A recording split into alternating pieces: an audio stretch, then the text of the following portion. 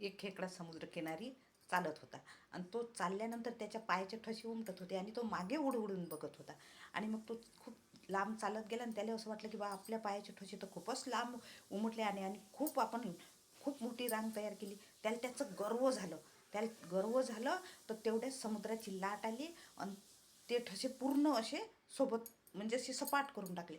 तो खूप नाराज झाला आणि समुद्राला म्हणाला, मी तर तुझ्या हृदयात राहतो, मी तुझ्याशिवाय माझं होत नाही, माझ्याशिवाय तुझं होत नाही, पण तरीही तू माझं एवढं नुकसान करायला पाहिजे नव्हतं, मला अपेक्षा नव्हती. समुद्र हसून म्हणाला की तू जे तुझ्या पायाचे ठसे उमटवले होते त्यामागून शिकारी तुझी शिकार करायला त्या ठशाच्या ठसे पाहून तुझी ते शिकार करायला तो येऊन राहिला होता, म्हणून मी असं केलं.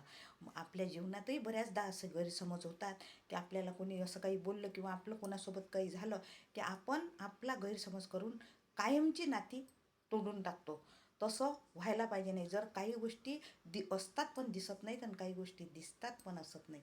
आवडल्यास लाईक शेअर सबस्क्राईब जरूर करा.